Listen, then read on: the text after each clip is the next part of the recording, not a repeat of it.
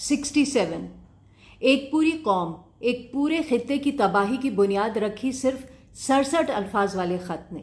یہ وہ خط تھا جو 2 نومبر 1917 کو اس وقت کے برطانوی وزیر خارجہ آرتھر جیمز بیلفور نے برطانوی جوئش کمیونٹی کے سربراہ لارڈ والٹر روتھ چائلڈ کو لکھا اور اسے یقین دلایا کہ برطانوی حکومت فلسطین کی سرزمین پر ایک یہودی ریاست قائم کرنے میں زائنسٹ یہودیوں کی بھرپور مدد کرے گی۔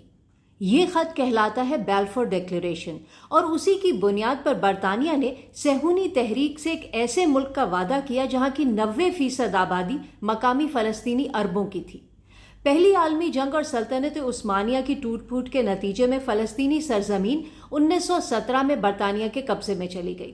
اقوام متحدہ سے پہلے جو عالمی تنظیم تھی لیگ آف نیشنز، اس نے جیسے ہی 1922 میں فلسطین پر برطانوی قبضے کو منظور کیا تو برٹش حکومت کی مدد سے دنیا بھر کے یہودیوں، بالخصوص زائنسٹ یہودیوں نے فلسطینی علاقوں میں آنا شروع کر دیا، اور وہ سلسلہ آج تک جاری ہے۔ اس ٹائم پر برطانیہ نے فلسطینی زمینوں پر قبضہ کر کے یہودیوں کو دینا شروع کر دیا۔ برطانیہ نے ان یہودی قابضوں کے ساتھ مل کر کئی مسلح گروپس بنائے۔ ان جتھوں نے رات کی تاریکی میں فلسطینی گھروں پر چھاپہ مار حملے کیے، گھروں کو گرایا اور فلسطینیوں کی نسل کشی کی۔ جیسے ہی ابھی 7 اکتوبر کو اسرائیل فلسطین جنگ دوبارہ چھڑی تو کئی لوگوں نے کہنا شروع کر دیا کہ بھائی جب فلسطینیوں کے آباء و اجداد خود اپنی زمینیں بیچ کر گئے تو اب وہ کیوں اس پر لڑ رہے۔ بڑا ہی افسوس ہوا کہ لوگوں کو اپنی تاریخ ہی نہیں پتا، الٹا اس تاریخ کا فالس یا فیک ورژن ماننا شروع کر دیا ہے۔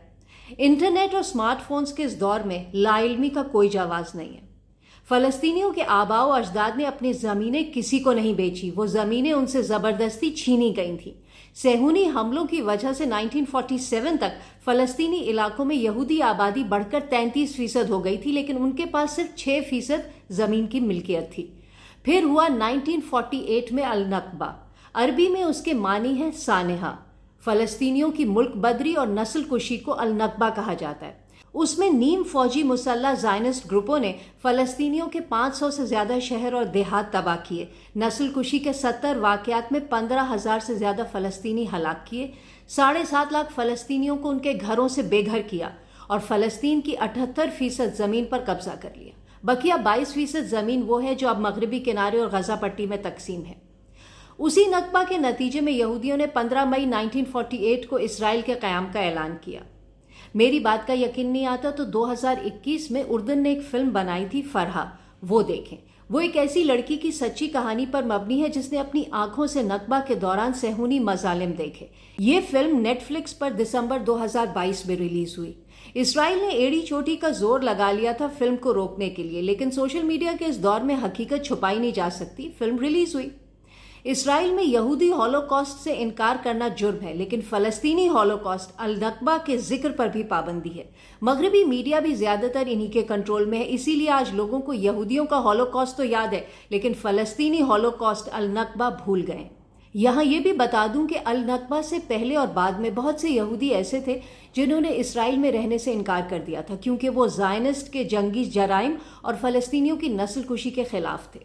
نامور یہودی ڈاکٹر اور مصنف ہیں گیبور ماٹے۔ وہ نازی جرمنی کے ہولوکاسٹ سروائیور بھی ہیں۔ کہتے ہیں کہ شروع میں ان کا بھی خواب تھا کہ یہودیوں کا اپنا ملک ہو، اپنی فوج ہو، تاکہ نازی کیمپوں کی تاریخ دہرائی نہ جا سکے۔ لیکن جب وہ وہاں پہنچے تو انہیں پتہ چلا کہ یہودی خواب کو حقیقت بنانے کے لیے انہیں مقامی فلسطینیوں کے ساتھ وہی کچھ کرنا ہے جو ہٹلر نے یہودیوں کے ساتھ کیا، کیونکہ مقامی آبادی کو ختم کیے بغیر یہودی ریاست کسی طور قائم نہیں کی جا سکتی تھی۔ آج اسرائیل دنیا کی واحد قابض طاقت ہے۔ جو لوگ کہتے ہیں کہ غزہ پٹی اور مغربی اردن دنیا کی سب سے بڑی اوپن ایئر جیلیں ہیں تو ان کے لیے عرض ہے یہ جیلز نہیں ہیں، یہ کانسنٹریشن کیمپس ہیں، بالکل ویسے ہی جیسے نازی جرمنی میں تھے۔ دنیا کہتی ہے النکبہ 2 سال جاری رہا، میں کہتی ہوں النکبہ کبھی ختم ہی نہیں ہوا۔ فلسطینی اپنے باپ دادا کے گھروں کی چابیاں آج بھی گلے میں لٹکا کر رکھتے ہیں کہ کہیں دنیا فلسطینی ہولوکاسٹ بھول نہ جائے، بالکل ویسے جیسے پوری دنیا بیلفور ڈکلیریشن کے 67 الفاظ میں سے وہ 23 الفاظ ٹوٹلی بھول چکی ہے جو کہتے ہیں واضح رہے کہ کوئی ایسا کام نہیں ہوگا جس سے فلسطین کی غیر یہودی آبادی کے شہری اور مذہبی حقوق کو نقصان پہنچے۔